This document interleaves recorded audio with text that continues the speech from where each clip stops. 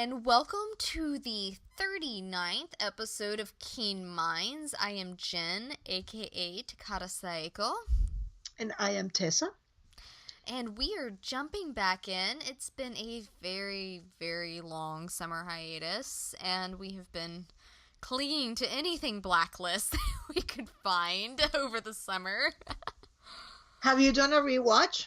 I have not. I know you have. I have not done a full rewatch. I did one last year, but I did not get to one this year. Oh, I've done my yearly rewatch. I've actually have done one about every year. Some years I've actually have done two. And this is when Tessa proves she's a bigger fan and a better fan than Jen, apparently. No, I'm just OCD, and I don't do this with any other show. I wouldn't be able to. So this is to me, it's just so much fun, and it allows me to relax. Believe it or not, this is how I relax. I can see it. Hey, it's like a mind scrub. Fandom is my way of getting away from things that are stressful. So, and then sometimes I get stressed over fandom, and then I don't know what to do with life. But hey. Yeah. But I'm excited because we had that roundtable with Troy. That was a lot of fun. So, guys, if you haven't watched it, go back. It's in the Blacklist Exposed, and it's the second fan roundtable. And it was a Blacklister 214, Jen and me, and we had a blast. I had a blast, at least. Oh, it was a lot of fun. It was so funny. The other day on Tumblr, a friend of mine, Whimsy and something, sent me a message. She goes, "Oh my gosh, were you on Blacklist Exposed? When did this happen? I'm listening to it." I was like, "Oh, yeah. Oops, sorry." Yeah, it was a lot of fun. It always fun to hang out with the guys. I'm so proud of them that they won that prize. Yeah, congrats to them, definitely. So, yeah. And so if you guys listening to us have not gone back, they are fun. They're really fun. And do not drink or eat while listening to them, or there will be stuff all over whatever you're doing. Yeah, that's a very accurate warning there. And so today we were thinking of covering the Blacklist Redemption as a sort of, we covered what it was airing, and then we went straight into the Blacklist, and we kind of never did a recount of that. And so, it's a one-time shot. It's not coming back. We'll certainly will miss Dumont and Ness, and I do hope that Howard comes back, or I am going to be heartbroken. I know that Terry just signed to a new show. I couldn't tell you off the top of my head what it is.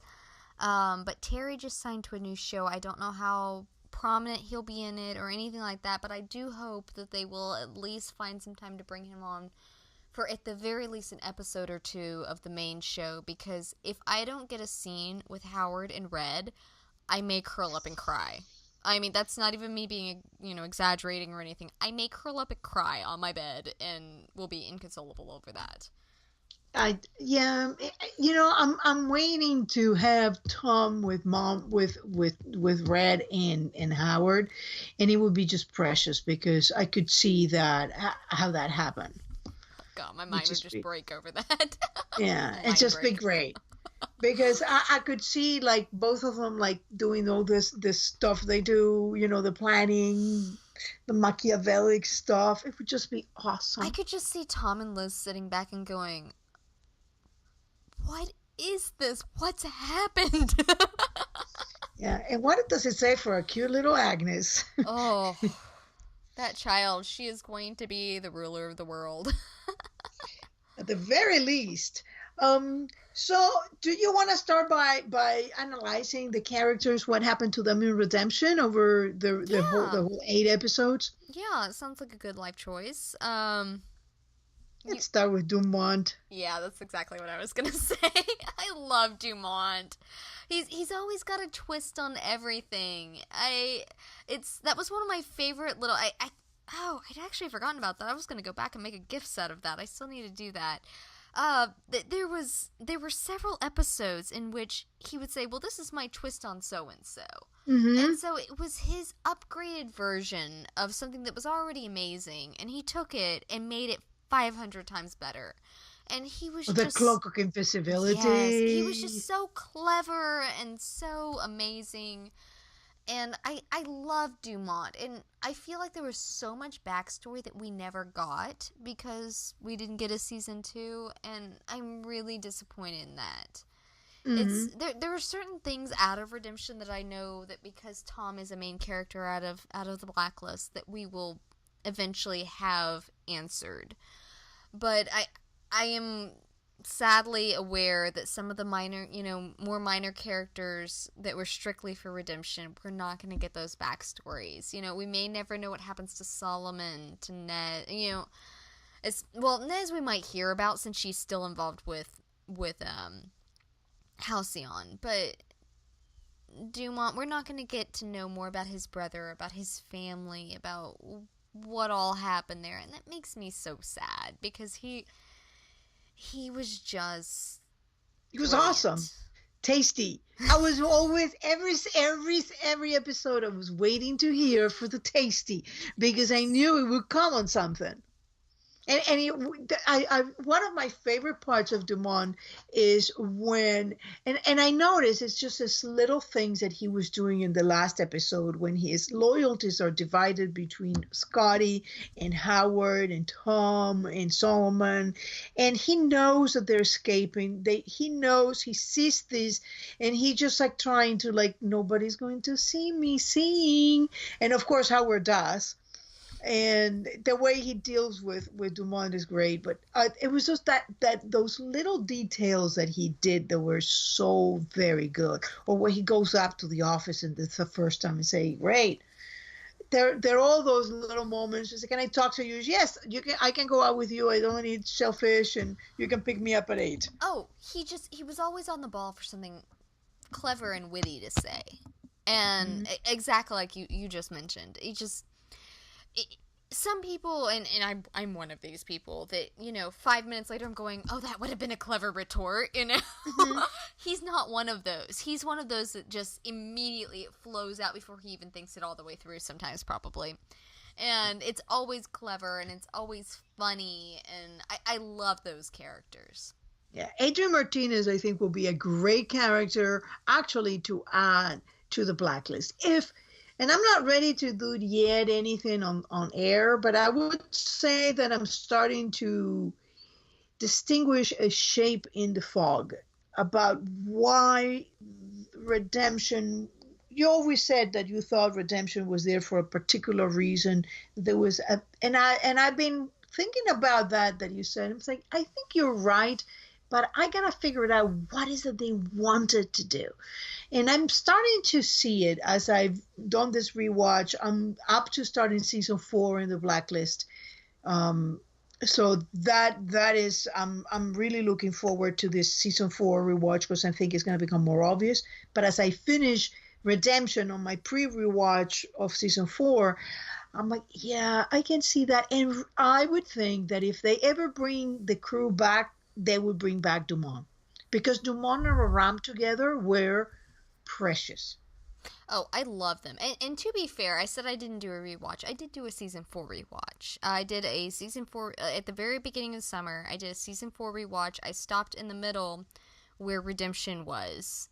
I did, so I guess that's 3A, and then I watched Redemption in the middle, and then 3B. Whatever 4. it's. Or 4B, excuse me. 4. Yes. Good heavens. I want an extra season in there. Add an extra season in there.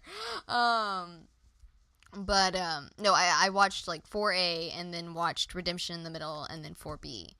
And that was a lot of fun to watch it consecutively all in there and watch how it flowed like that. Mm-hmm. It's actually, to me, if I had to offer anybody how to watch Redemption, I would say watch 1 and 2, 3 and 4, then watch 5 separate and go 6, 7, 8 as in packages. Because What 6, are you 7, talking about? Redemption, watch episode 1, 2, then 3 and 4, 5 alone, and then 7 and 8 together. 6, 7, and 8 all together. I thought you were talking about Blacklist Blacklist seasons, and I'm going, wait, Tessa. Oh my God, no! It would be like, oh Like, yeah, My heart is both soaring, like, how do you know we're having 8 seasons? And going, Oh, no, no, wait. no, no, no, no. Episodes. How to watch Redemption. That's how it, because it does flow. It flows like a very long, very exciting action movie. Yes. And they were a little slow to get off the ground. Even as a fan of Redemption, I feel like it took 3 episodes in to really, I mean, like, the first 2 were good. I felt like the second episode had a much longer opening scene with the individual Mm-hmm. they were trying to save. I'm utterly blanking on the episode's name, which was the Kevin Jensen. thank you. I'm like Tom's friend as a kid. With Kevin I when they think it opened was it up, it was just. And while yes, we needed all the information, I agree that what they gave us we needed. It just for some reason the pacing fell off to me. You know what fell off is that originally episode 2 was supposed to be episode 3. And that may have been it. I don't know why they switched them, but that may have been why it was filmed the way it was. And it also, because I know that they talked about, I read an interview the other day that said something about that Howard was not supposed to be as often on camera, I guess, as he was. But then when they cast Terry, he just flowed so well with everything. They wanted him on sooner and more and worked him in more. And so that may be it. They may have just wanted to work him in faster. Yeah, but going back to Dumont, I think that if they ever bring them back, I think Dumont will be one that they will, just because we already got them with Aram, we already got them working in there, and definitely would be. What was your favorite Dumont moment? Oh gosh. If you have to choose one. If I had to choose one, good heavens. I I very much liked his struggle at the end. This sounds so bad because I liked that struggle of him feeling so betrayed by Scotty, because it's not that he didn't. We know very well that he was aware that Scotty didn't tell them everything. Tom asked him at one point if he ever felt like Scotty was hiding anything. He said, I don't, what was the phrase? You're better at quotes than I am. Every day and twice on Monday, on Sunday. On Sunday, yeah. And so, like, he was well aware Scotty kept secrets from him, but there was something about Howard being alive and Tom being Christopher and all of that compiling on itself that Dumont felt very, very personally betrayed by Scotty at that point. And him struggling to make that decision. And when he was talking to Kat about, basically... Binary question, yes or no. Did you know? Yeah. And that's probably my favorite Dumont's. And it's very difficult to decide which one is the favorite, but I really, really liked that one. Well, you love analyzing character, and that was a point of more character development. That's when you see, the real person behind the jokes and the whole thing. I'm a superficial being. To me, I love when he said, oh, Tom, like the thumb if he jailed and did squats. To me, that's like the classic stuff where you see that was such great Dumont. And Tom's face is like, oh, Lord. Yeah, what have I gotten myself into? Yeah, I'm not sure I shouldn't be just walking right out of here, but it was great. And I've got a child, I'm going home.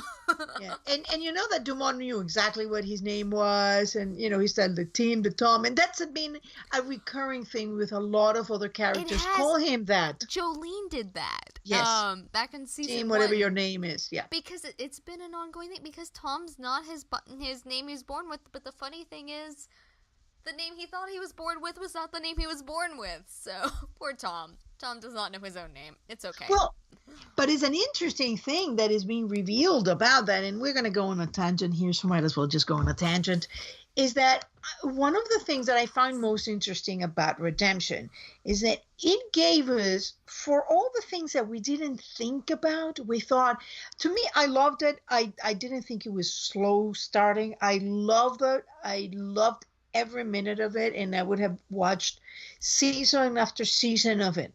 Believe me, I would have too. There's no question there. But it gave us a enormous amount of canon information about Tom. And that is why I was so happy Enormous. with it. Yeah, enormous. But at the same time, it also informed a lot of the things of the character that Tom parallels in the Blacklist. The unseen main character that we have apparently never seen, Katerina Rostova. We only seen her as remembered by Red, as remembered, as hallucinated by Red, as remembered by Kate, but we have never seen her. And her diary, and the flashbacks through the diary. But other than that, we haven't really seen the character. Just as Liz imagines her talking about the diary, it's always a reflection. But by giving us information about Tom, they're also giving us information about Katerina. And I found that fascinating. I will say this right now, and you know, as a podcaster, you always kind of hope that the showrunners are listening to you and, you know, lurking back there. And if you are, John, I'm sorry, but I never believed you when you said that that you could just watch Redemption. You could. But you wouldn't understand what the hell was going on. you would not know that you're not understanding, so you'll be fine. Oh. It's Red speak. I get it, John. If you're listening, I do get it. But it was fascinating to me because we got so much information from that little family of characters that we're having in there about the main characters. And I think as we go along in other characters, we'll find out. My favorite moment, it's the one Tom like it gelled. But then there were all these moments when they were on the plane and for a moment they think that they're both gone, and there is this panic in Dumont, and you realize beneath all that, the banter and the whole thing, he deeply cares about his teammates. I liked the way that for Dumont, it seemed like it's not so much that he was hesitant to trust people at the beginning, but he the jokes and everything. But when push came to shove, I mean, Tom was there 2 months tops. Mm-hmm. And by the end of it, Scotty came to him and said, "The man on this recording is my sworn enemy and the sworn enemy of Halcyon." And Dumont's response was, "There must be some mistake." Mm-hmm. Like, he did not, he was foursquare against it. Most people... He couldn't fathom that was the truth. 2 months into it, most people would have said, "Well, alright, that sucks. I kind of like that guy," But Dumont was just horrified, and obviously, since he ended up taking Howard's side in the end, more or less, and I don't know if he took as much Howard's side as he took Tom and Nez's side, but he chose to more or less work against Scotty. There were some very complicated loyalties there. Yes. And because I think he truly loved Scotty as well. I think he had a lot of respect for her. And he would have been the best character if we ever retake that line. If they ever bring Scotty back into the fold of the Blacklist, I think that he would be the most interesting character, because if she was framed, and she was framed, but I don't think she was that innocent. I don't think Harold was, nothing in there was as it seemed. Not even at the end. We can get to them later, but just because Howard was guilty of framing her for one thing does not equate Scotty's full-out innocence. Exactly. It's not that simple. No, it's never that simple in the Blacklist. Should we move to Ness? I loved Nez. Oh my god. Okay, so I have to preface this by saying I'm a Navy girl. I come from a Navy family. Both my grandfathers were in World War II and were Navy, so I have a very special place in my heart for any Navy members. And so the moment that Nez was noted as being Navy, I'm like, I love you. You are mine. You are my people. and I was worried when they first were advertising for it and everything. They were very much focusing on Scotty, Tom, and Solomon as the 3 blacklisters and leaving Nez out. I was terrified they'd cut Tawny. And I'm not I never watched what's the big show she was on. Me neither. I know which one is it. I'm blanking. But someone with all the powers, and it was huge. But it died because of the writer's strike a few years ago. I'm completely blanking. But everybody listening probably knows, and I'm probably gonna get fussed at for not knowing it, but that's okay. But the one with the powers and everything. But what Tawny was on, and I never watched it, so I was new to her in Blacklist. But I loved her enough in Blacklist to be very interested to see where they went with her in Redemption. So, when they finally started going clips and such, I was like, oh, great. She is there. She is going to be there. And she did not disappoint. I love Tawny Cypress as Nez Rowan. Like, they just... The way they built her up and the complications they added to her were so real and so... It was just fantastic. It was really just fantastic the way they built her up. And did you like the drug? I did, issue? Because, I mean... It felt real. It did, and that's what I mean by feeling very real. Like Nez did, it said. It's like, this is the worst part when it ends, and you have this thing, and then Howard got me through this, Exactly. And then I went to Russia in Independence, and, and it's exactly what happened in a way to Wrestler. Yeah. It was a nice parallel to that, to Ress, and I would love for she and Ress to meet in a situation, because they have met, but in a situation which they could actually work together and talk. I mean, if anybody follows my fan fiction writing, you know that my prediction is that Tom will end up taking over Halcyon, and that we'll have this situation in which Halcyon and the task force work together moving forward in the future. That's my hope and my crossed fingers for the future. But I just really loved where they went with her. I don't feel like it was cliche. I feel like it was real, and the way that she reacted was, and one of my favorite scenes with her, and we'll get to actual favorite scenes. This is not, I'm not putting it, because I've got another one I'm saving back for that.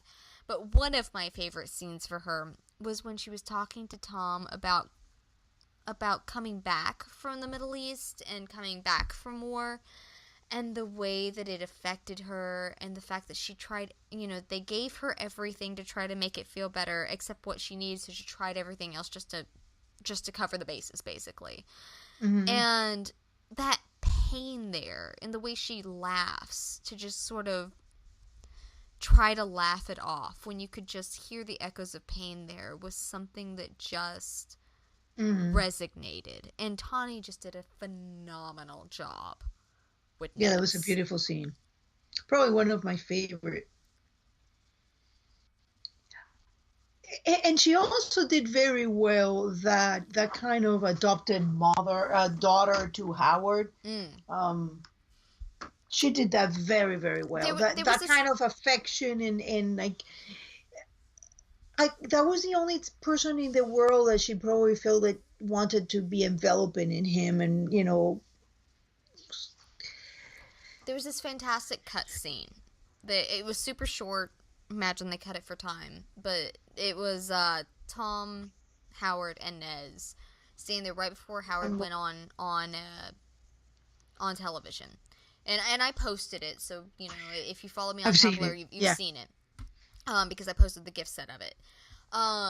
But Nez comes over and is adjusting Howard's tie.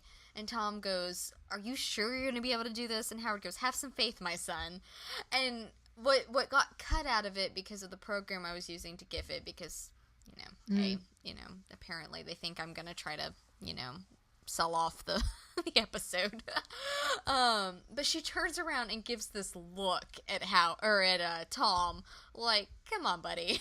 This is your dad. Have some faith. You know, it just, the look she gives is so fantastic, and you can just tell that there's a history there. And, you know, it's such a great thing, and I love the way that Tom just immediately adopts her as his sister. And protects her. I love it in two ways. I love it because, you know, there's, and we can go into this more in depth than Tom, but I love the fact that they have a situation, because many spy dramas focus in on the male protagonist is just completely sexualized, and just, you know, the bad boy that just, you know, has the woman of the week James or Bond. the day. Yeah, the James Bond. I mean, and don't get me wrong, I'm not dissing James Bond. I mean, yes, he's a womanizer. I love James but Bond. I love, I'm a Sean Connery girl, you know?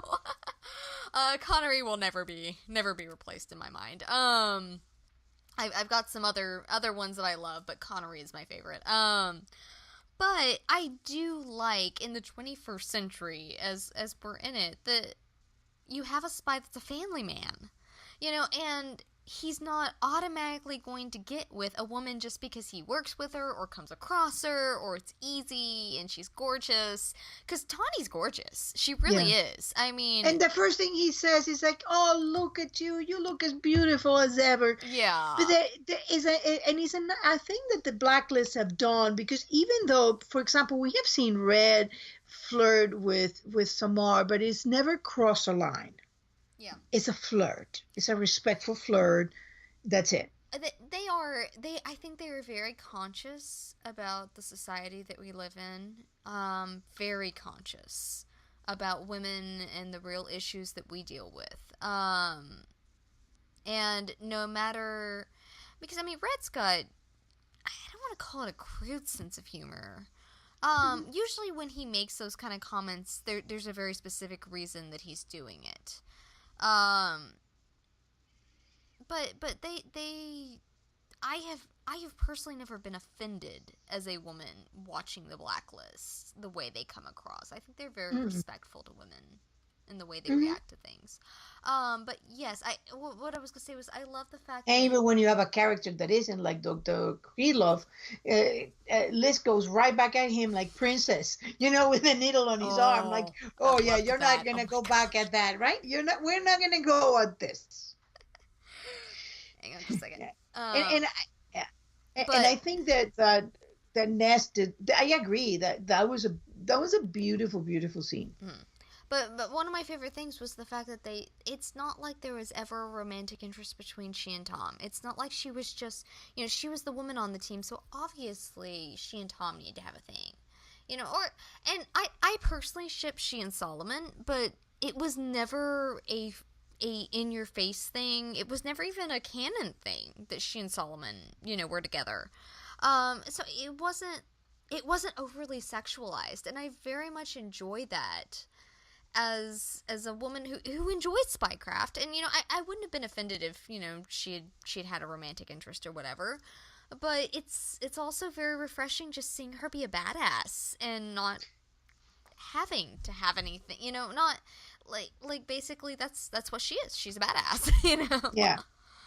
Well, they had that great scene at the bank when the guy is trying to grope her. He just like turns the thing, then fixes the tie and sits back. It was great. That's probably my best scene when she's in Independence. And I'm always torn between that scene and when she is like, take that, you know, and I didn't buy your stuff and the whole thing about it. I'm keeping my nose. Oh my gosh, that was such a I'm a former Navy woman and hear me roar moment. We were talking about earlier, I said I'll say back my favorite scene. She was a nuclear weapons specialist. She's such a bad... I love Nez. Yeah. But we were she talking... wasn't just like Annie. No, and that means she's... I mean, not that we didn't see it. I mean, we saw how smart she was. But, I mean, you know she's smart on every level. And what I was saying was that I was holding back the favorite scene. And my favorite scene was by far the moment that guy is sitting there hitting on her, putting her in a place that honestly, like, I mean, I would have been super, if I was sitting there even if it was just an interview, not an interview in which my life depended on it, just an interview, I would have been very uncomfortable with how to react to that. And he makes a grab for her, and she just flips him over the table. And I just went, I remember that because I did a lot of gifting for Redemption. I remember being super, super busy during Redemption because I tend to just give, I focus on Tom gifts during Blacklist, but during Redemption I was doing a lot of stuff because I was one of just a handful of people that was doing gifting for the show. And on Tumblr. For those that are listening on other formats, I forget that there's anything else but Tumblr. It's a deep, dark hole. I fell in a long time ago. But that was probably the first one I went to, that episode, because it was just so freaking fantastic. It's what every woman wants to do to a jerk. It does that. Well, I didn't love so much when she did, flip him, but it's after she flips him. She flips him, beat the heluvas out of the guy, and then fixes his tie and sits back and smooths her skirt. It was lovely. I mean, that was the best moment. Nothing happened. Yeah, excuse me, can I just take a minute here to get better, to just, feel... It was great. I mean, I loved it. That, to me, goes right back to Red when he kills Ansel Garrick and then crosses his legs. Like, oh, man. No, yeah, that was nice. Ansel Garrick, he didn't cross. Who are you talking about? Because Ansel Garrick, he shoved a. Yes, and then crossed the legs. Red was sitting down. He mumbles something. He comes in, slaps him. Ansel falls, and he crosses his legs. Like, you're right. All right, here we are. Sorry, I shouldn't question you on Red stuff. I should know better than that. It's a great scene, and he has the thing in his hand still with the blood dripping on it, but his legs are crossed. Yeah, same as when Fitch comes over and he crosses his legs. So you decided to let the animal out of the cage. It's those little details and I love that Ness had that kind of little detail, because remember, Red is Navy, Ness is Navy.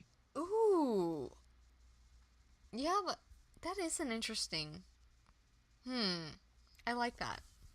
Yeah. So you're getting a lot of this comparisons there. You're getting the Navy person. You're getting somebody who, she didn't got accused of anything, but she got addicted, and apparently in what they said about Alcyon that you read in the newspapers, he went around recruiting of former veterans and giving them another life, and a lot of them who have been addicted, and that's what he did. So that is, to me, it just says something. And then you get the parallel with Red and the Navy and Ness and the Navy. It's all very, very interesting to me. Oh, I agree. There's a lot of nautical themes. Speaking of moving into Solomon, are we yes, let's go into Solomon. And quoting Moby Dick. That scene gave me... Yeah. There's been so much Moby Dick, because it's not the only character that quotes Moby Dick. Dr. Whitehall does as well. Very, very close to that, yes. But, oh my... And Red did in the main show. He quoted I'm like him in the pilot. Yes. But, oh my gosh, I remember watching that finale episode, and the roomie and I were sitting there, and we have a couple shows that we watch together as, tradition, and Blacklist is one of them. Thankfully, the change of day and such shouldn't be an issue for this season. But we were sitting there, and I looked over to her, Solomon's quoting, and her mouth's just hanging open. And she's like, thank you. Both of us have English degrees, and, the thing men can do is quote literature to us, and, that's better than any, Okay, buy us a drink. That's nice. Quote literature us. Beautiful. Yes, thank you. Um, you know. Well, there you have this gorgeous guy, impeccably dressed, kind of like already like looking disheveled a bit. And Um, it's not a Keen Minds episode until Tessa and I over Eddie Gathegi because we yeah. both have huge crushes on the man. I mean, he manages to escape, and then he quotes how he escapes, and I think it's very interesting because I think that what we are going to find about Solomon, if they bring him back, which I actually think they're going to bring the entire crew back. If I am so. right, if I am right in where they're going, they may bring the entire crew back, and I think that we're going to be surprised by where Solomon's loyalties really are. I don't hang my hopes on it, but I hope you're right. Like, I'm not gonna go as far as saying, yes, absolutely, but, because I feel like if I do, I'll jinx it, but, but I really hope you're right. Yeah. That would just make my day. Because I do think that they have a lot of potential, and I do think that they will, at least to a degree, wrap it in. Because there's too much, Tom is too big of a character in the main show not to wrap redemption in. And I've had that question multiple times over on Tumblr. Do you think they're going to leave us hanging on this? Do you think that they're going to leave us without redemption? And I don't. I fully believe that they are going to provide us with some form of resolution to the show they provided, because they have to. It, as much as John said you could watch it separately, it is a huge part to Tom. He's also said since the show that you can't. Tom's been gone for 2 months. You can't just sweep that under the rug. That they will have to weigh in on that.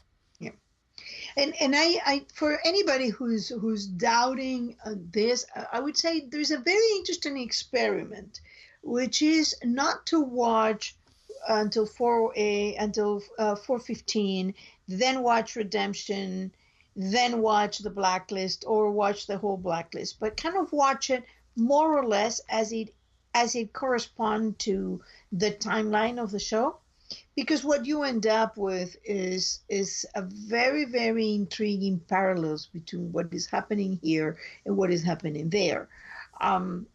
For example, 422. It's the same day that the day of Whitehall, the second part. So so that gets you it's a whole different feel, and I think that we will see a lot more of what that we think that we're going to get from Redemption spilling over. But Solomon, man, I do hope, though, even if I'm wrong, that we get more of him. He was such a delicious character, and we found out his story, his origin story. It was fascinating. It was exactly what I expected from him. Yeah.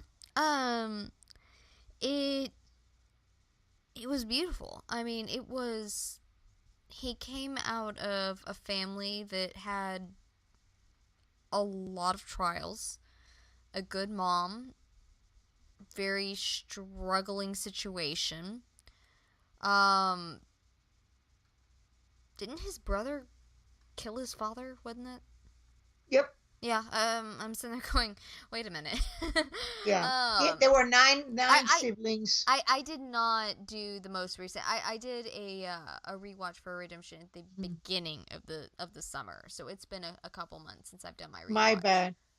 I was not ready to watch Redemption until I was underway, because I was finding this fascinating thing, some Blacklist that have gone under the radar until season 4.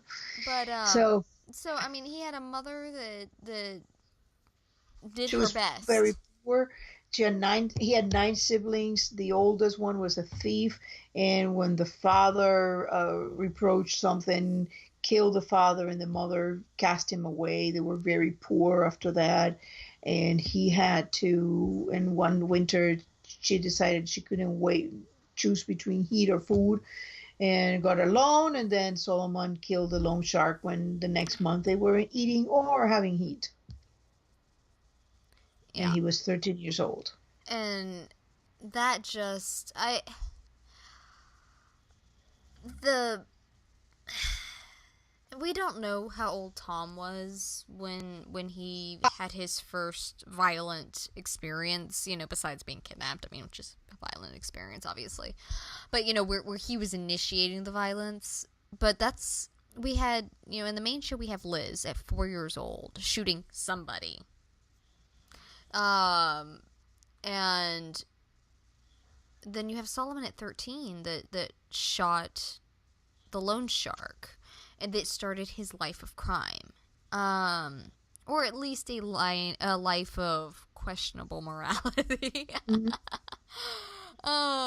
Because I'm sure he's worked with people that it's not technically a crime what he's doing. I mean, I think he worked with the CIA for a while. Mm-hmm. He was a CIA operative. So I mean, it's he's worked with plenty of government organizations, so that what he's doing is not technically a crime, but he's questionable morality is probably the best way to put it. And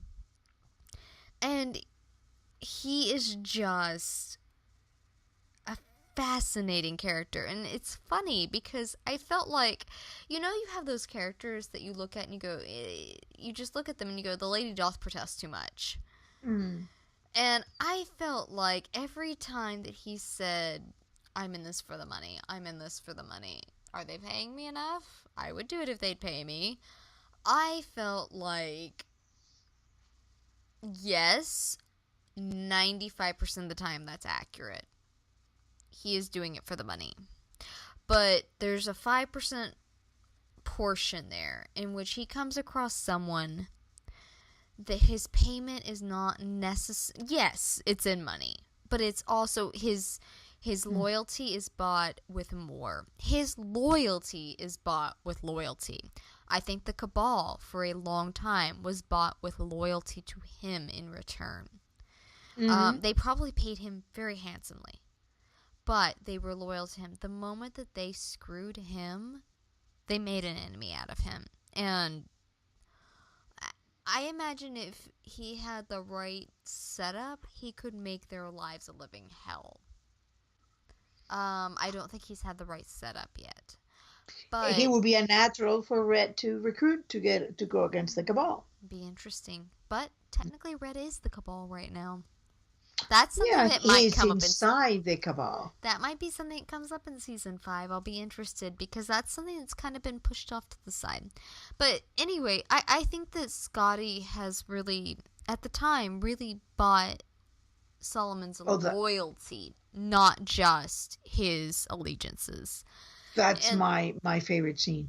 And the one with him sitting there and you don't think I used to think that only a man could be a brother. Yes. But this woman is my brother. Oh, it's so gorgeous. And he goes into he has this way of saying it, he's like, and the most gorgeous pair of legs, and he's like, and I would, if he says, you're to kill you, you're dead. Yeah. It's amazing. I love the way he portrays him. And really an actor. Fantastic. Absolutely fantastic. And it was so interesting watching him when everything was starting to come out, when Scotty and he were on the run, and he was listening to the board member that was saying, here are the things that Howard's been saying, you should follow up on this, I'm washing my hands of this, and then the scientist going, but you paid me for this, and Scotty's horrific look, and Solomon's looking at her like, almost with that same conundrum that Dumont had, of, have you been lying to me this whole time? And you can see that I have been betrayed so many times. Don't tell me you have to. Don't tell me I misread this so badly.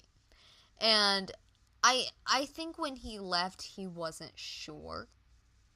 He didn't know one way or the other. And so that's probably one reason he backed out the way he did. Was that he was not 100% certain if Scotty was lying to him or not. And because of that, he was just bowing out. Well, he couldn't help her from the inside. To me, it felt very much like the scene in which Red realizes that Liz is in the woods and Russell is chasing her, and he's like, I can't help you over there, so I gotta stay out. So I would have fully expected that if they hadn't had a season two, it would have been Solomon on the outside and maybe trying to get her out. Maybe. I feel like they would have needed a conversation before he fully went on board. I could see him getting her out of, and like I said, going back to, if you read my fan fiction, you know that I fully believe that he would be willing to get her out, but I don't think he'd be willing to align with her until he had a certainty that he could trust her. Yeah. Who do you want to do next? You want to do is that your favorite scene? Is that Moby Dick scene? I don't know if I can pick a favorite for Solomon. There are so many good ones. You'll have to. No. That's mean. Stop that. Oh, goodness. Hang on. Let me think for a second. Because there were just, honestly, there were so many good ones with him and Tom. Oh my God, the plumber? Yeah. That may be it. That may be my all-time favorite redemption scene ever. I was laughing so hard in that scene. They were so spot on perfect. And the cops were like, I'm out of here. And you had that lady I'm cop. so out of here. That lady cop that was black. And she's just going, absolutely not. Yeah, No. I'm not part of this.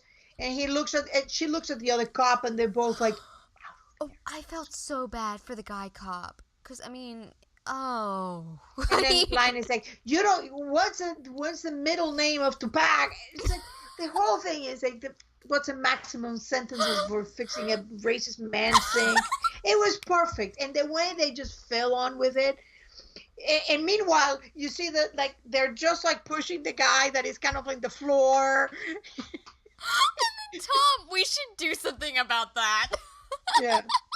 It was just perfect. It was, and the way they kind of were feeding off each other, like, oh, I don't know, the guy was here and he was wearing a thing, so you know that he's telling Solomon, put on the thing and do something with it. I mean, Tom goes and answers that door, and he's trying so hard to get them out the door, and they're just going, nope, we gotta come in. He's like, crap. And they walk in, and Solomon's pushing the gun to the side, and it was just. And the guy is like there in the legs, and he's like, if the cop have walked one more step, they would have seen the guys on the floor.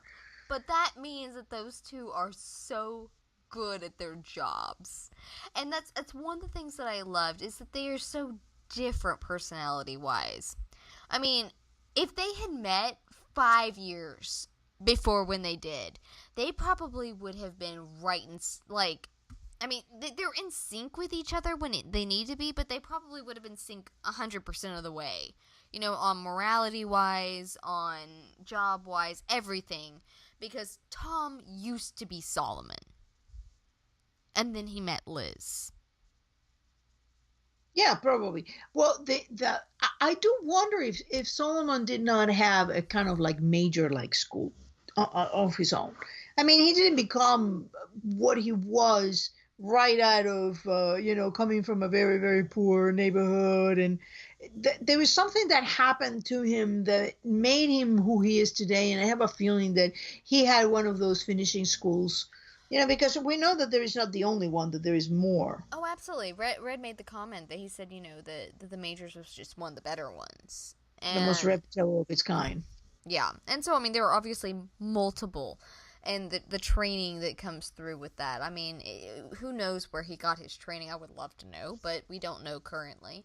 And, oh, good heavens, Solomon. Yeah, I will have to claim that one as one of my favorites. But as a small side one, I also very much loved the scene in the pilot episode where he and where Tom and Solomon were quote unquote interrogating Natalia, I believe was her name. Oh yes, that scene was awesome. And she, they dropped the gun with the fake fake round in Mm-hmm. it. Tom Yeah. goes down, Solomon punches the lights out of him. And they come in, and Tom's grumbling the whole way. You weren't supposed to hit me. And Solomon's just grinning into ear to ear. It's just brilliant. I mean, you can just tell he was like, yes. Now, imagine if we could get an episode where we have Gina on top of all of them. She and Solomon would team up so fast. I've seen things around the internet that have said that Gina would be a fantastic addition to Grey Matters, and I agree. I would love... I wish they'd had a season 2 just to add Gina, because I love Gina Zanataco so much. Like, I pre-Liz ship she and Jacob, but I do not ship she and Tom, if that makes sense. And to some it will, to some it won't. But I love her as a character. Yeah, and I think that she and Solomon would just be awesome. I could see that. I could see that relationship would be just great. And I wouldn't be surprised if we start seeing things that we weren't expecting. As the show, if we incorporate some more things of redemption into the Blacklist. All right. So, do we want to move to Howard next? Yeah, let's move to Howard. Goodness, Howard. Did you trust him at any point in this season? I actually did. There were only one little thing that always got me on Howard, like, I think that you're hiding a little something, and guess what it was? Plaid. Oh my gosh. You and your plaid. I know, but what I found is that the plaid held to redemption, and he did. John and John were over on redemption, so yeah. And they said they share the same DNA, so there you go. It was plaid. He was wearing a plaid cap. He wore plaid shirts. There was no more plaid in the apartment, but when you go around, there is no plaid around Scotty. None. Ever. There was plaid in Kat. Yes, there was. But that, it may be some of what because it's not always the wearer. But I always had, to answer your question, yes, I did always have a suspicion that Howard was not exactly things as they were things. The same feel that I get with Reddington. Whatever Reddington does, I don't ever take it as is what it is. And that's I trusted him. I stubbornly trusted him. I think I wanted him because I went into the and I will admit part of it was how I went into this show. I am a huge, for anybody that's tuning in that has not listened to us before, I am a huge Tom Keene fan. Tom is my baby. I want to wrap him in a little, blanket and protect him from the world. Most of the time he doesn't need it, but, hey. And so I went into it going, I just want him to come out of this with at least one, preferably both, parents better than Bud McCready ever could have been. Because he had Bud McCready is the closest thing to a dad as he's ever had, and that's horrible. I mean, the man tried to put a bullet in the back of his head. Well, once in the front of his head, once in the back of his head. Tried to put a bullet through his head twice within about a 6-month run. Mm-hmm. He's just... and this is the man that raised him from 14. He's just a horrible human being. And this is the man that he learned the most from. And when Howard popped out of the woodwork, I was like, you may be crazy, but at least love him, And I was back and forth on him so much. And I love Terry O'Quinn. Love Terry O'Quinn. And that last scene gutted me. You remember. I was so expecting. I think I heard it right here in New York. I was so upset because, And here's the key. And Tess, I think you were one of the key people that helped me bring this around. Is I was looking at him as, are you Bud McCready or are you not? When I never should have been comparing him to Bud. I should have been comparing him to Red. Yeah. And the moment I flipped around and started comparing him to Red, to this person that, yes, he loves his child more than anything in the world, but is willing to put the child in danger in order to save them, is willing to lie to the child in order to save them, is willing to manipulate the child in order to save them, whether the child is a child or not. He's Red. And not only to save them, but in order to accomplish the things they need to accomplish. Yeah. Their stakes are so high in that world that sometimes the only ones they can trust to do things are the family. Exactly. It's a family love story. And that's when I hear people get, so upset. It's like, it's a family love story. And now that we got redemption, we're not going to let go of Tom's family, because Tom's family is now, guess what?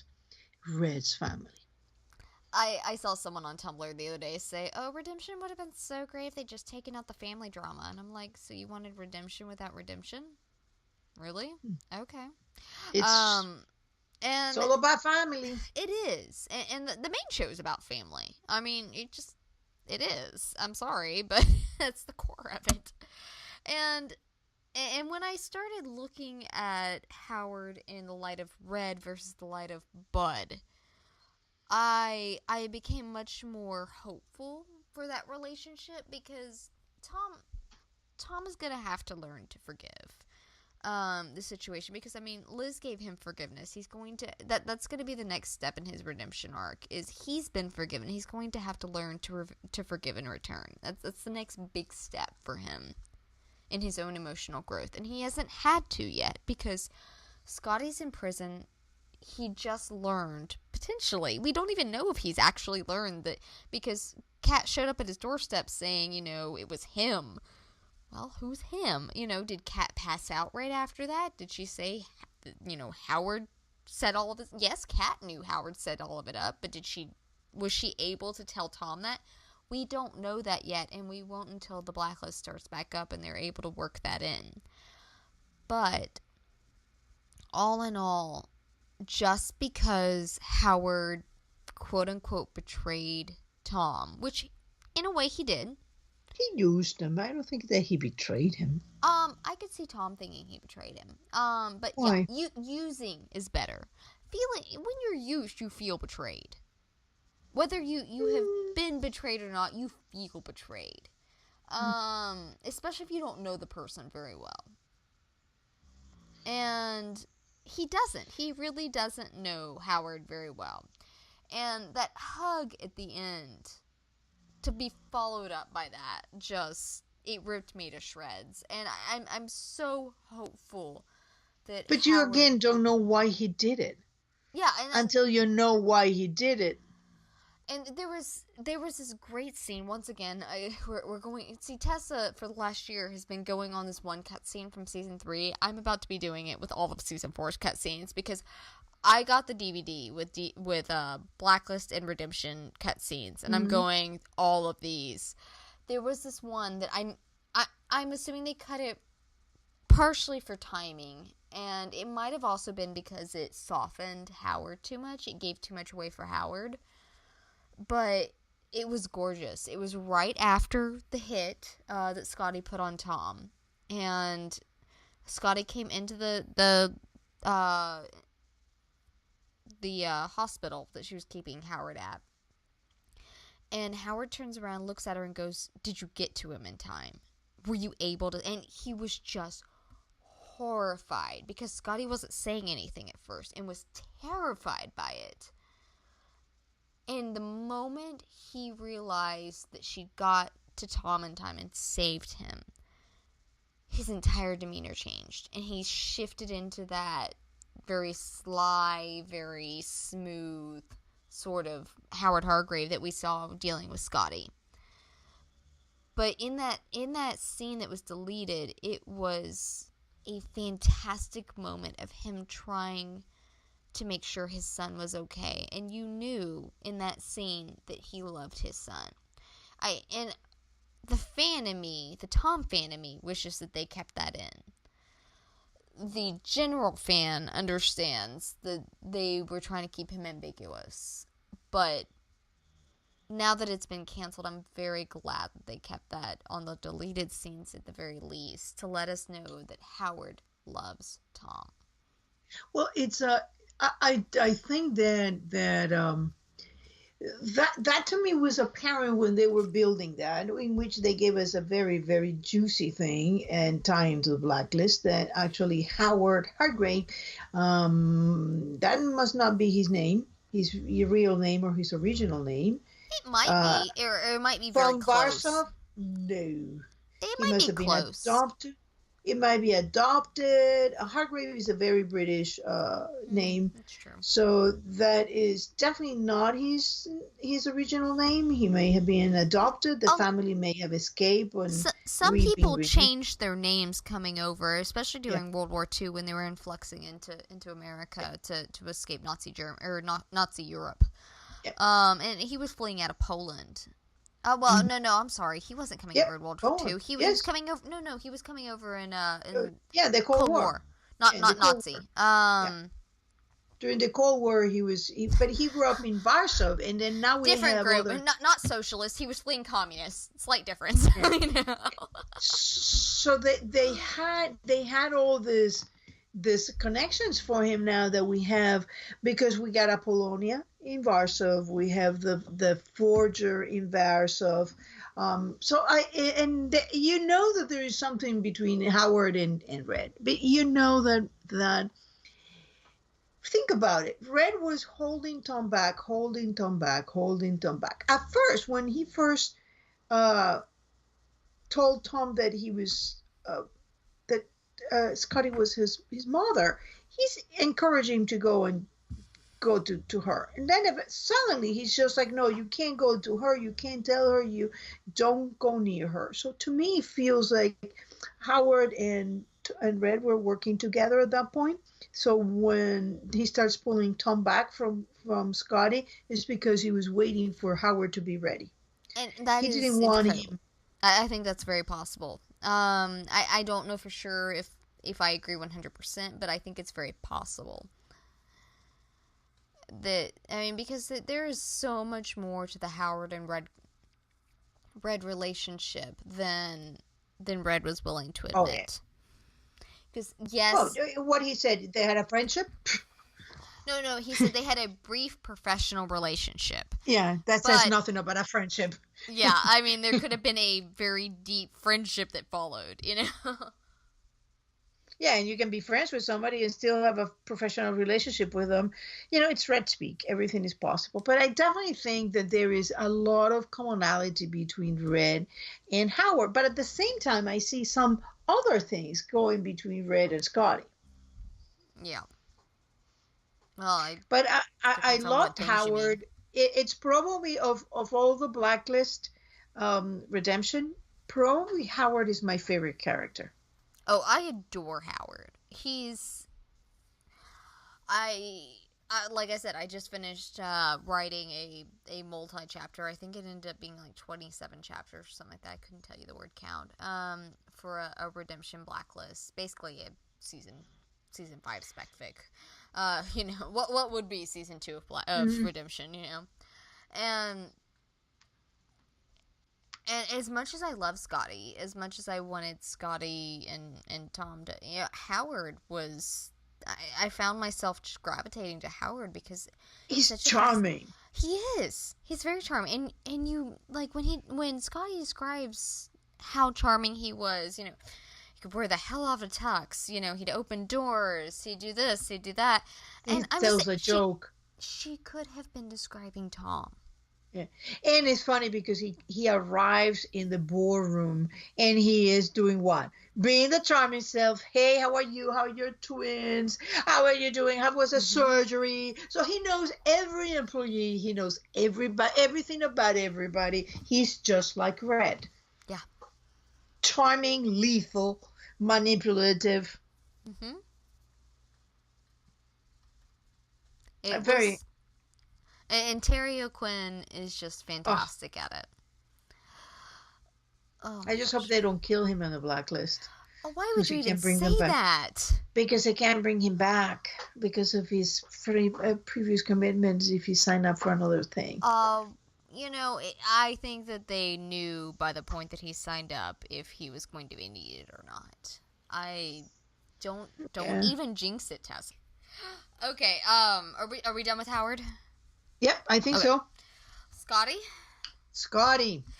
Scotty Hargrave. Oh my gosh.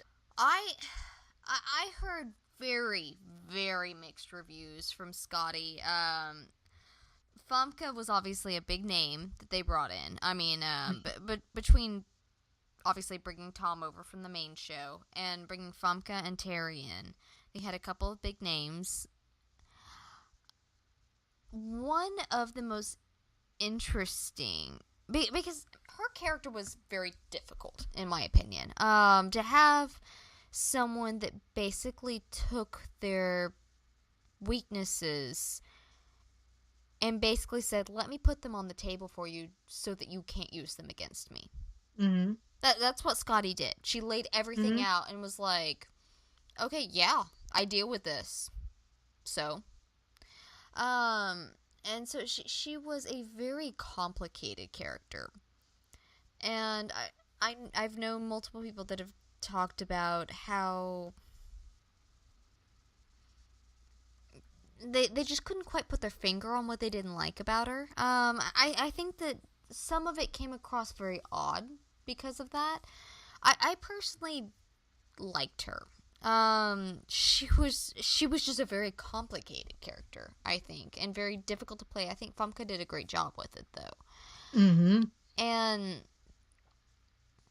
I think Scotty was desperately trying to keep up in a game she had only a percentage of the rules for. I mean, she's. I think it's a fair statement to say she's playing, or at least has been playing, for another side Mm-hmm. at some point, whether she currently is, or was, or what have you. So there's that hanging out in the distance. My personal opinion is whoever she was working for was the one that tried to down Howard's plane. And if that's the case, then she's working to try to protect her family, her livelihood, and herself against, basically in a Tom sort of situation in which her handler has found out what the real situation is and is trying to put a bullet in her head. Yeah, I think that there may be something along those lines. I think that there was something. I do think that the stuff with Whitehall didn't start with Howard. I think Howard that somebody else was working with Whitehall, and I think that Whitehall is the kind of character that he was just like, I'm just going to work with whoever works with me just to get this thing going. And I think that Whitehall desperately wanted funding for what he wanted to do, and he was willing to do anything to get it. If he needed to lie to someone to get it, he was happy to do it. If he needed to work in a confined situation, okay. He was just going to do what he needed to do to get his work out there. And, Mm-hmm. oh, God, I sound like you this season. Mm-hmm. There was this cutscene. It was the same one that I was talking about with Howard, where he was just devastated and hoping that Scotty hadn't killed their son. And she looks over at him and she goes, "Whitehall is power, and I can't give you that," or something along those lines. Mm-hmm. And I think in the end, Scotty and Howard, as many lies as they told each other, truly thought that the other was after the power of Whitehall. And I think that Howard got it to outdo her, and she was trying to get it to outdo him. And in the end, there's another big bad that Mm-hmm. pit them against each other. Mm-hmm. Because a lot of things didn't make sense. They were, the warehouse. There was that warehouse was mentioned by Howard. He had no reason to mention that. And he comes, and where is that warehouse? It's in South Africa. We're getting very different things about South Africa that are coming in this season, in the Blacklist as well. South Africa So, has popped up several times. It mhm, popped up with Tom and Bud one time, that mhm, Tom saved his life in Cape Cape Town. Town. Mhm, Howard, the warehouse for Howard. mhm. There's another one I just thought of. And then the man who paid 40 million for the head. Yeah, and then there was also from another cutscene to the Blacklist. Kirk was going Yes, to South was Africa. going to Johannesburg, where the man with the 4 million was. Exactly. So there's been some things in this whole thing that to me, point out to the two stories being actually very merged together. Not to say that you can watch one without the other, but I think when you watch both of them, it's like a whole different meaning. You understand what's happening? I think that you can watch it like, the casual viewer will be like, hey, it's fun, I it's a sexy I show. I think at this point I'm incapable of watching Blacklist as a casual viewer. Um, Definitely, uh, Scotty to me was very well played. She's a really complicated character. I think she's playing to someone. I don't think she was a Russian spy, but I think she may have been trying to be replaced by it. There's certainly that accident that she had. Was she trying to kill herself? Were they trying to kill her? Did they try to replace her and she stayed on, making believe that she was the replacement? But it was really her. There are so many things in that situation that are fascinating, and I would have loved to explore. But Famke did a fantastic job in creating a woman who was both incredibly powerful, thoroughly unafraid of being that powerful, of being at the same time vulnerable and very, very manipulative. So I think that it was a fascinating character. I like that. I like her very much. She was incredibly complicated, which is just par for the course for Blacklist. They excel at super complicated characters. Yeah. And there was no easy way of saying, she's a good person, she's a bad person. She was obviously still loved her child, yet she was willing to beat the heck out of him. She had no Oh problem. I no, don't think, she had someone else beat him yeah. to no end. No, she didn't do it herself. Well, she sort of did it herself after Solomon had his run at him. Because they did have their scuffle. Hmm. It was really well done. I would love to see her back of the Blacklist. I also find interesting when we talk about her that we have to bring back to the Blacklist that one thing that always people seem to forget, and I think it's related to the fact that people tend. I notice that I'm one of the few people that when they talk about Kirk. I don't never call him Kirk. I call him Konstantin Rostov. That's his name because there is a reason. There is always a reason when the characters in the Blacklist are referred by a name that is not their own. That was the thing for Tom Keene. And when he was supposed to be Jacob and he was still not referred as Jacob, I said, that's not his name. And I was right. It wasn't his name. I knew that.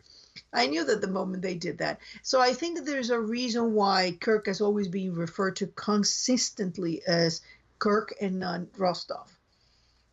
And I think that we tend to forget that when Rostov goes to her, not to Howard, and she says it's a matter of survival for her taking that job, that's not about money.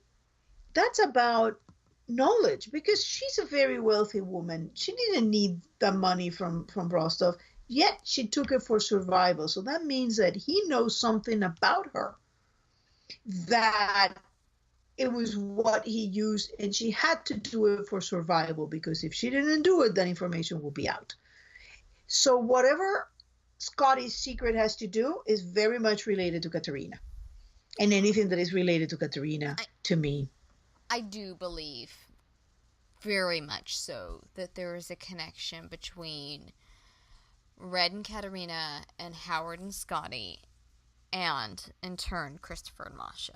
Mm-hmm. Beyond the fact that Tom and Liz are married now, but I, if for anybody that's listened for any amount of time, you know that my pet theory is that Tom and Liz knew each other as children, and that they, had play dates, what have you, at least once or twice as The birthday children. party. It's possible. I know that you snagged some hair colors there. I mean, and that can be said it's a stretch, but it could also be a clue. It's with the Blacklist, until the information comes out, you never know. There is a dark haired girl that looks very much like Liz at that age, sitting in the birthday party of Kevin Jensen. And this is all the same community. Yeah. So I find it very, very interesting because now we're bringing, Katerina into this mix. Now we're bringing something that Rostov knew about her that was enough to make her do something that obviously she didn't want to do, because she didn't even want to. She even declined killing Red, which in itself is pretty interesting. It was, yeah. Now that we know more about it. Yeah. So the fact that she didn't want to kill him to me means something is going on. To be fair, she could have thought that she couldn't. That Red was better than she was, and that trying would have just put her in the bullseye. Well, a little message from Red was about 15 people dead. Fair. Yeah.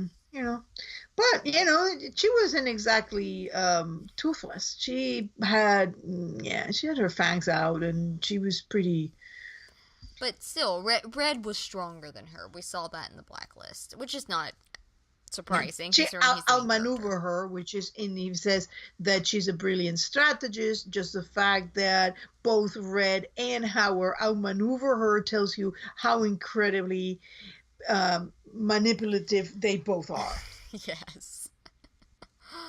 And I love them. Okay, so here's a question for you. Do you believe that both Howard and Scotty, in their own way, in some way, love Tom? I believe they both love Tom without any reservations. I think they both did. I think Howard used him because I think for these guys in this universe, when they have something very difficult, they can only trust family. And that's what you're going to see over and over. I mean, Red goes, why on earth would Red go and bring Liz to Wujing Lair in the middle of Middle Earth in an incredibly dangerous situation? Because there's certain things in which they have to train the kids to survive in that world, and they only trust family. Yep. So I go a little step forward. I would say that they both love each other. I think that there is a potential for a warped love there that has been.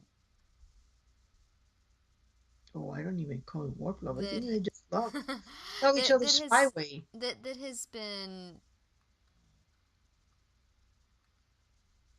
brought. It's hard to phrase. It's hard because Christopher was taken. That tends to mess up badly a family. Oh yeah. I mean, like, a death of a child potentially can split a family. I mean, it's happened many a time, and so, and for a spy family, even more so. I would think that there's even more of a chance of, paranoia to be calculated into that. And so I personally, I don't know if there's a ship name for them. I've just been calling them Hargrave squared, H squared. But I personally hope that there will be a point in which they can get past, because I could see them having a very similar relationship to Tom and Liz, in which they have to get on solid ground between each other, even ground between each other. And then once they're willing to trust each other again, they can start rebuilding. So you think that you're making a comparison to Liz and Tom. That's interesting. Oh, yes, I've felt that for quite a while. Okay. See, I make a comparison to Red and Katerina because I think that the relationship between Red and Katerina was very similar. They can't quite trust in one another. They still love one another, admire one another. Mm-hmm. They work well one another, but there is a level of violence and distrust. Yeah, but I mean, obviously, already Katerina and Red's relationship has been compared to Tom and Liz's. Mm-hmm.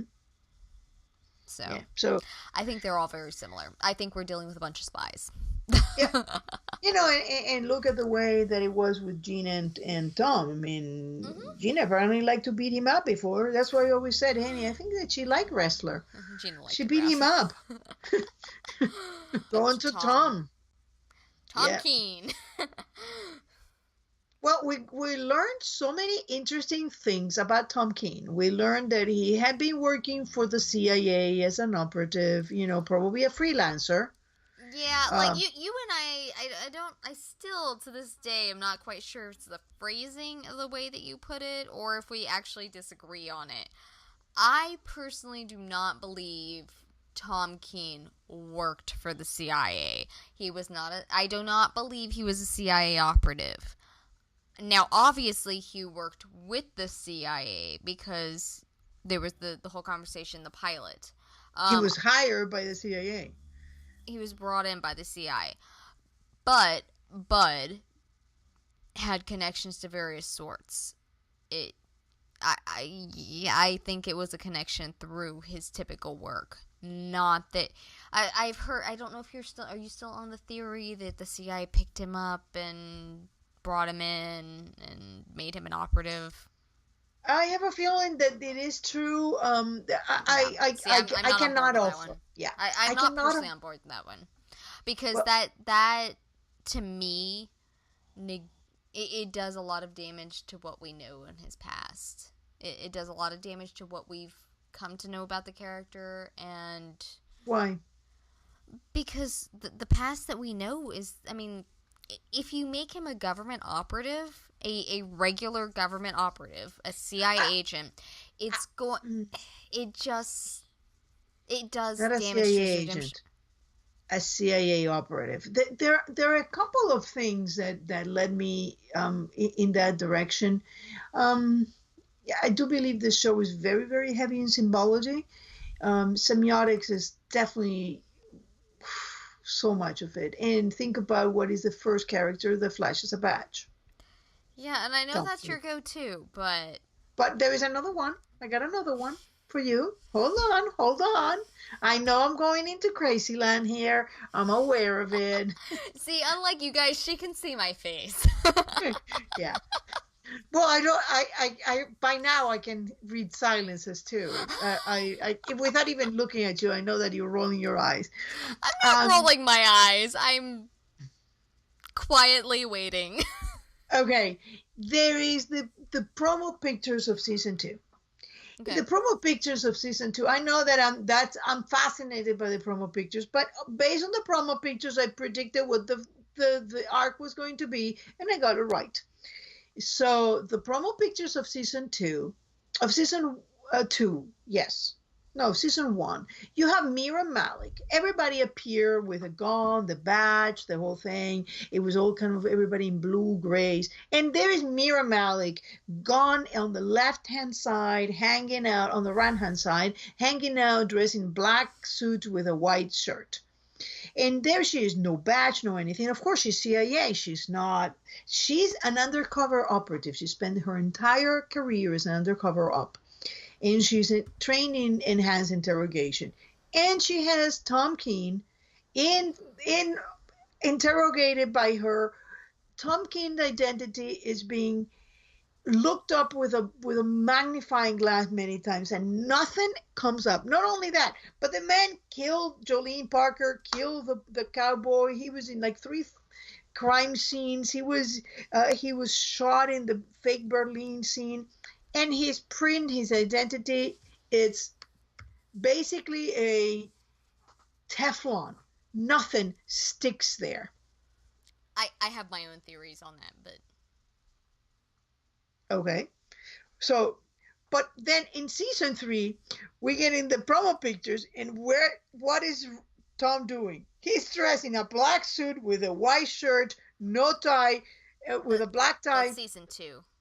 Season 3 Season was 2. I was gonna Yeah. say season 3 was the No. water. Yeah, but in season 2, and sorry, the season 2, and he has gone in exactly the same position as Mira Malik. I'm not sure. Maybe I'm reading too much into it. I'm not saying that he was a CIA operative, but he's certainly acting for something. And in fact, my pet theory, and I'm going to put it out there, is that Tom's mission has always been to protect Red. Okay. I know. I'm going into Crazy Town. I told you. She just saw my face, and her reaction was fantastic. Yeah. I know I'm going in Crazy Town. I know you don't have to tell me. But I would not be surprised. And I have continuously said that if canon, on your theories that I disagree with, if canon supplies that, I will bow down to your superior knowledge. I have no problem eating crow on that. But and you know I will. A little there. Huh? You know I will. I mean, yeah, I have been known to go, well, okay, that was 500% wrong. I did it at the end of Redemption. I put out a whole list of things that I got wrong, basically, that I had predicted incorrectly, and how Redemption had changed those headcanons of mine. And it was fascinating to go through that and to pick through that and kind of get an idea of where I stood with, because Tom Keene is my baby of the show. Mm-hmm. He's the one I follow. He's my favorite, and so he's the one that I know the most about and that I follow the closest. And because of that, I have more pet theories about him, and I was able to pick my way through those. I think you did fairly well. Well, thank you. I hope I do, because if I do, that means that I've got a handle on the character. My personal thought on Tom, and I completely understand your hesitation on Mira being, duped by Tom, and the fact that nothing seems to show up ever. I think my personal theory is that Bud was high-level military intelligence before he started in with St. Regis and created St. Regis. I think he still has contacts, whether they're CIA, whether they're FBI, whether they're still military. It doesn't matter. He has contacts. He has ways of scrubbing identities. Spy show. I mean, and I'm not telling you anything you don't know, Tessa, because you're a spy show fanatic. Spy shows, they scrub identities. That's fairly regular. Mm-hmm. I mean, you have Samar in the main show. I kept trying to call her Saram, and I'm like, no, she is not the ship. Oh my gosh. But you have Samar over on the main show, who she goes in and she wants something done, and Aram's sitting there going, holy crap, what if they find out about you, that you work for the FBI? And she goes, oh no, Mossad's already taken care of that. Victoria Cronin, PhD in hospital administration or something of the sort. There are so many ways to scrub identities, and all he needs is a good few connections to do that. It doesn't require Tom to be a CIA operative or agent, etc., etc. It does not require him to be employed by the CIA, working for them as someone hired on the side. Sure, I can completely see that. Yeah. Actually being an agent, I do not agree with that. I don't think he's an agent. I think he's an operative for the CIA. I think he's a covert operative for was a covert operative for St. Regis, and the CIA may have hired him. At least in this world, I have no idea about reality. But at least in this world, good heavens, yes, the CIA would hire operatives like out of St. Regis. Of course. That was the easiest way. Yeah. Easiest way to do things.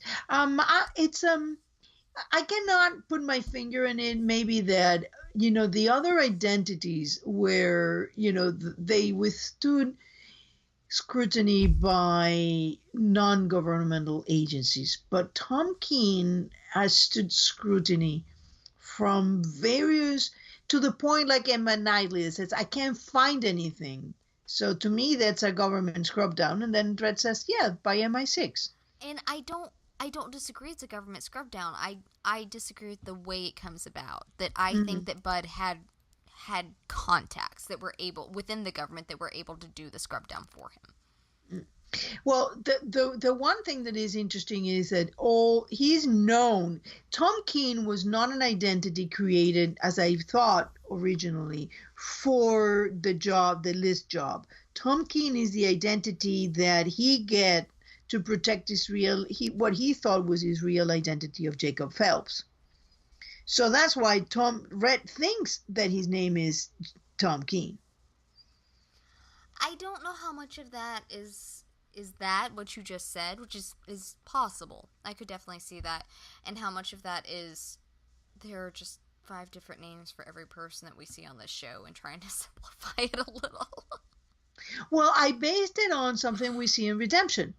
In Redemption, when Damon finally gets the picture of the person who's on the show, it appears on the screen, and that is the covered file for Tom. And that has some of the CIA, has his specialties, the languages he speaks, undercover status. That could also be the information they have within Halcyon for him. Yes, but the fact that they have that as Tom Keene and not as anybody else tells you that his other identity, it was, and Red never speaks. In fact, Red is one of those guys. He speaks to Konstantin Rostov and call him Konstantin. He may speak of Kirk for somebody else, but not to the person. He always calls people by their real name. I did find it interesting that Scotty never seemed to do a background check on Tom. I bet she did. But she didn't find Jacob Phelps. Nope. And I find that interesting. But no, I found the way they handled Tom to be great. I love the scene because they had a possibility of, they were talking about it, how sexy it was, how this, all that. And yes, it was sexy. It was very sexy. But they didn't, and I talked about this a bit at the beginning, that it wasn't pigeonholed into their main guy being the one that was sleeping with everybody, that was, flirting with everybody, And, he hopped in the shower and the girl followed him. He's like, I'm married, Yeah, well, I always use the word sexy with Redemption, not as a sexual thing, but it was kind of seductive and... They used it. I mean, the production team and the marketing team used it. You're not the only one that used it. And so, no, I think that I think that they handled it in a very creative way.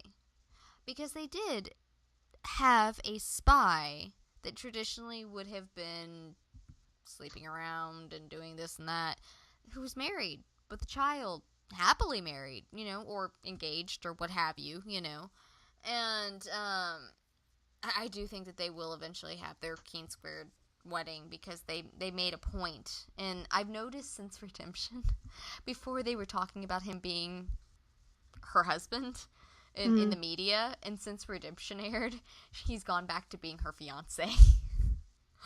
There was an EW article the other day that mentioned him as her fiance coming back home. Oh, my theory on that. What? Oh, we're not going to get the wedding until it's Masha Reddington and Christopher Hargrave. I do think that there's going to be a wedding, though, at the end. I do believe there will be a legit wedding at the end, which makes me happy because their wedding got interrupted. I mean, jerks shooting up their wedding. That's rude. Maybe this time he'll be the best man.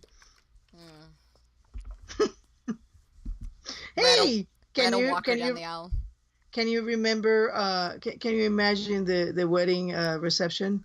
Solomon as wrestler. I knew you were going to Solomon. It would be lovely. Oh, good heavens. So favorite scenes. Yes. Let's go to the Hargraves. The Favorite Hargraves on hold. Hargraves scene. Favorite Howard scene. What was it? Mine, definitely when they're building the satellite. That was a good one. I personally loved the hug. I mean, like, even now, I look back on it and go, let me just ignore what happened right after it. Let's just enjoy the hug. Tom's talking to him that he hopes that, even if he doesn't stay on with Halcyon, that they'll be able to build a familial relationship. And Howard reaches forward and just hugs him, pulls him in. That grip he's got on him, it's just beautiful. I love it. It's father-son relationships are some of my very, very favorites. I don't know why, they just are. But I gotta say that scene of Howard with Scotty on when they're face to face in the boardroom, it's just great. I mean, you could see how that relationship was fun and exciting, and it just got so wrong. Oh, there were so many arguments that ended up with them in bed. Yeah, it's one of the, and I imagine that Red and Katerina, when we see them, not the memories, not the hallucination, the real person, they're gonna be just like that. So, and favorite Scotty? Boy, I mean, I know. There were so many good ones. Would you like me to start? Yeah. So, and this is almost entirely for Famke's acting, because, like, it breaks my heart for Scotty, but Famke's acting here. When she first learns, like, right after she calls off the hit, and she's sliding down the wall. Oh, the heartbreak. Oh my God, that was so good. Oh, it just makes you want to jump through the television and be like, it's okay, he's all right. Well, I that is one. Definitely the other one is when she is back in her office and she's looking at the picture of him. The video. And yeah, and he comes back, and there is something, the way she can portray that extreme vulnerability and then be so totally out there. Well, even when she's in the cemetery and that there is something very little and small, and she's just afraid, and something, I think it was a fascinating character. Now, Tom, your favorite Tom scene? My favorite Tom scene, this is going to show my shipper colors. That handhold between him and Liz. He goes home because his world is falling apart.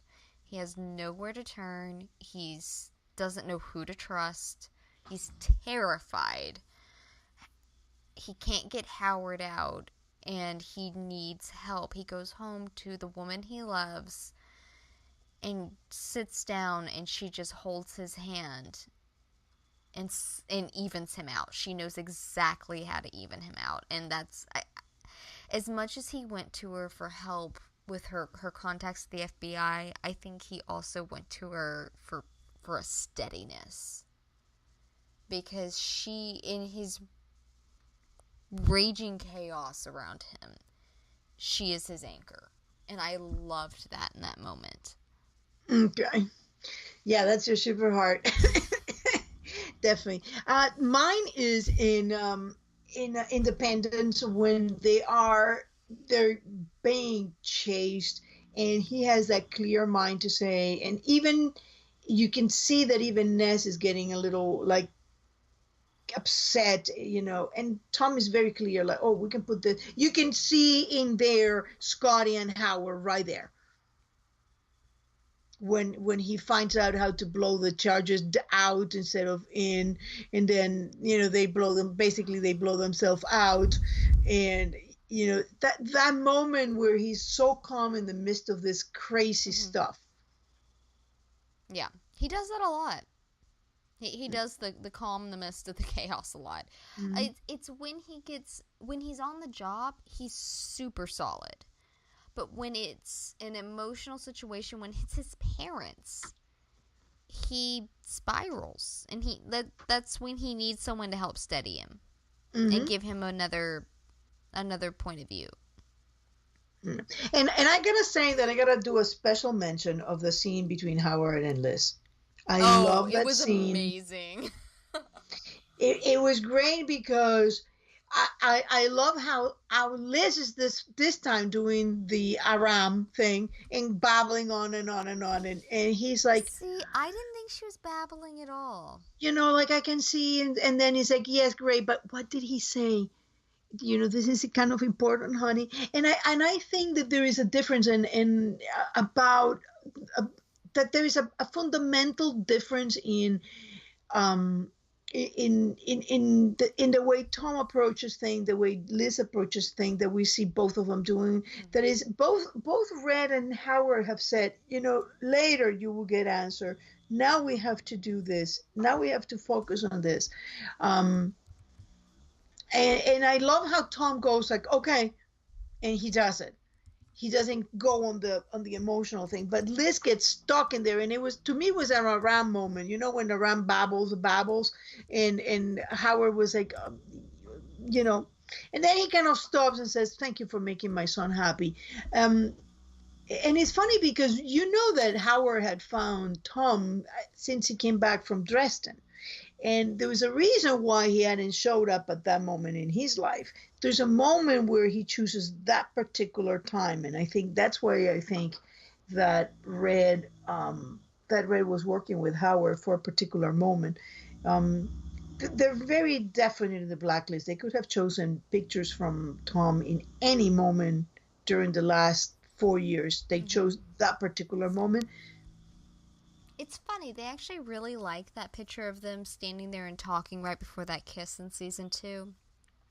Because they used it in the iPad game that came out. There was a game that came out that they had a little hidden picture within one of the scenes. And I actually caught it. I was like, what is this? But they also use the one where he has a hood up and he's walking in the street, kind of trying to blend in. There's a bunch of them, and they're all from exactly the same period. They're not from season 3. They're not from season 4. They're all from season 2. And that is a moment where I think he found him, which means that probably Red realized who he was, either from Howard, or he's the one who found that at that moment and let Howard know. Yeah.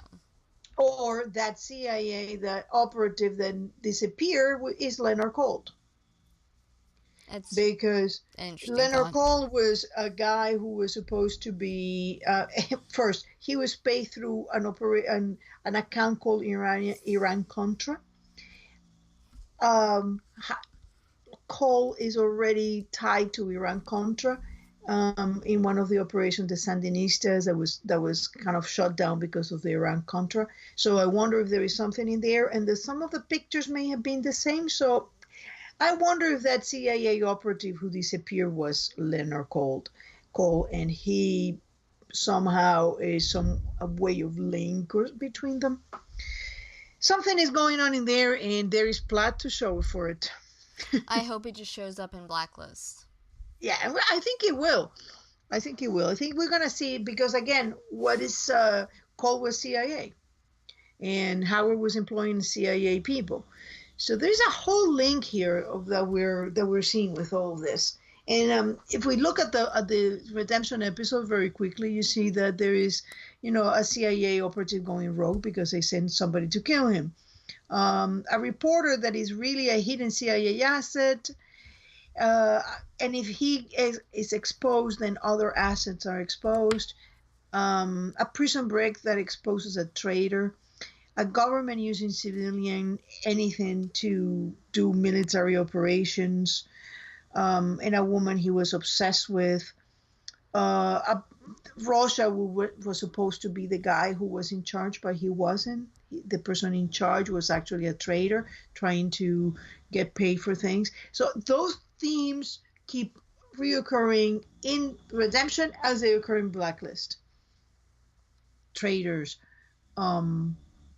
people who are not who they say they are, undercover assets.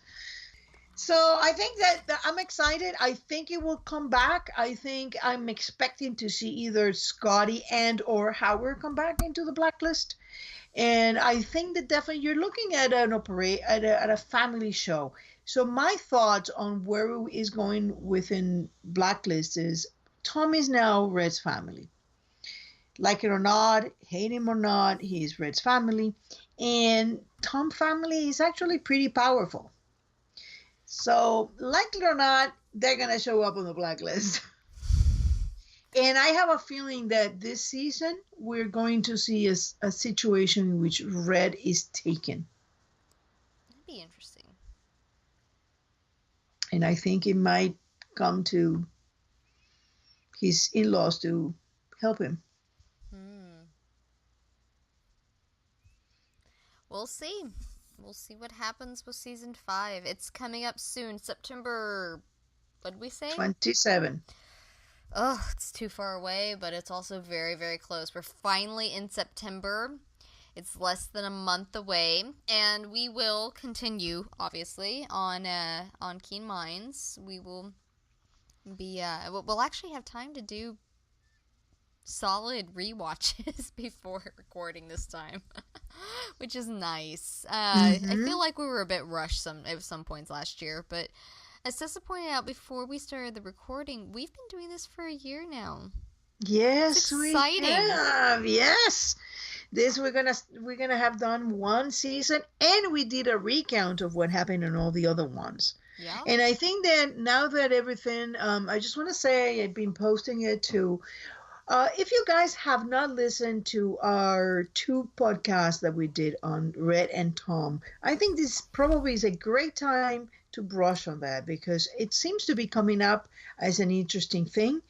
Take a look. We say things are pretty interesting in there. Yeah, we definitely do, and I feel like there will be a lot more once season 5 gets started. I think that those 2 are gonna have some growth to their relationship, and we'll see where exactly they take us on that. Yep, definitely. So with that, yep, you can catch us on iTunes, on YouTube, and SoundCloud, and please, we love to hear back from you guys. It's been a long summer. We love chattering with you guys. Please feel free to leave us a message on Facebook, Tumblr, or Twitter. We would love to hear back from you guys. Our listeners are, good reason why we do this. I mean, if nobody listened to us, we probably wouldn't bother. So have fun and do rewatches. There is 25 days to the seasoning, which gives me just enough time to do season 4 rewatches. Yep. And I did that at the beginning of summer. It's still as amazing as it was last year. Yeah. So until then, just guys. For timing, just for timing, I think it's just perfect. Yeah. I'll finish season 4 and I'll be starting season 5. It's like no break at all. Yay! Except for the long summer. Until next time, guys. All right. Bye. Bye-bye.